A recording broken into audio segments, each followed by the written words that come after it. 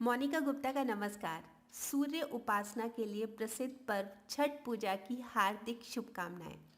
सूर्य षष्ठी व्रत होने के कारण इसे छठ कहा गया है। इसे वर्ष में 2 बार मनाया जाता है, पहली बार चैत्र में और दूसरी बार कार्तिक में। श्रद्धालु भगवान सूर्य की आराधना करके वर्ष भर सुखी, स्वस्थ और निरोगी होने की कामना करते हैं।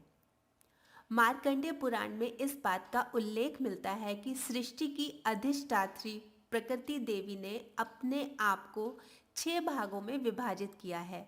इनके छठे अंश को सर्वश्रेष्ठ मातृ देवी के रूप में जाना जाता है, जो ब्रह्मा की मानस पुत्री और बच्चों की रक्षा करने वाली देवी है। कार्तिक मास के शुक्ल पक्ष की षष्ठी को इन्हीं देवी की पूजा की जाती है। शिशु के जन्म के 6 दिनों बाद भी इन्हीं देवी की पूजा करके बच्चे के स्वस्थ, सफल और दीर्घ आयु होने की प्रार्थना की जाती है। पुराणों में इन्हीं देवी का नाम कात्यायनी भी मिलता है, जिनकी नवरात्र की षष्ठी तिथि की पूजा की जाती है।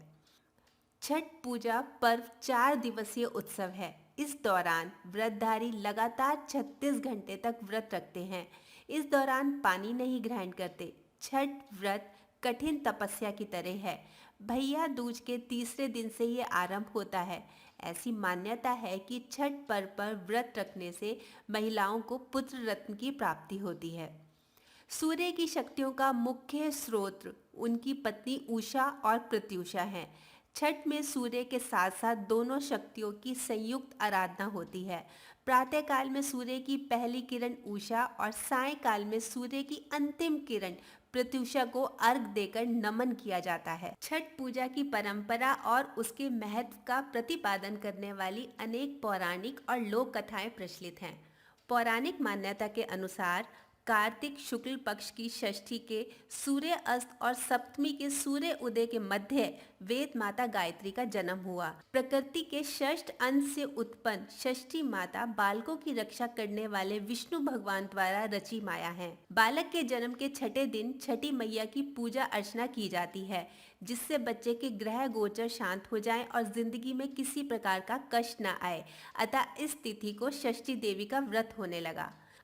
रामायण से एक मान्यता के अनुसार लंका विजय के बाद राम राज्य की स्थापना के दिन कार्तिक शुक्ल षष्ठी को भगवान राम और माता सीता ने उपवास किया और सूर्य देव की आराधना की। सप्तमी को सूर्य उदय के समय पुनः अनुष्ठान कर सूर्य देव से आशीर्वाद प्राप्त किया था। ये भी माना जाता है कि षष्ठ पर्व की शुरुआत महाभारत काल में हुई थी। सबसे पहले सूर्य पुत्र कर्ण ने सूर्य देव की पूजा करनी शुरू की थी। कर्ण भगवान सूर्य के परम भक्त थे। वो घंटों प्रतिदिन कमर तक पानी में खड़े होकर सूर्य को अर्घ देते थे। सूर्य की कृपा से ही वो महान योद्धा बने। आज भी छठ में अर्घ देने की यही पद्धति प्रचलित है।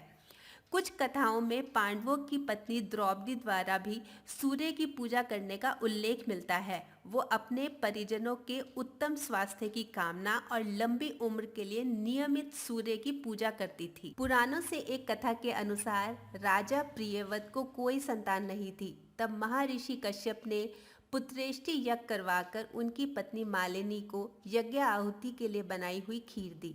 इसके प्रभाव से उन्हें पुत्र हुआ, पर वो मृत पैदा हुआ। प्रियव्रत पुत्र को लेकर शमशान गए और पुत्र वियोग में प्राण त्यागने लगे।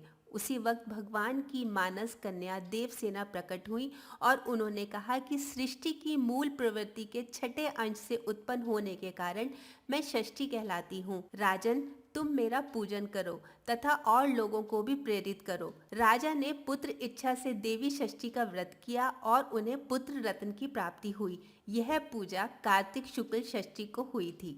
आप सभी को छठ पूजा की हार्दिक शुभकामनाएं।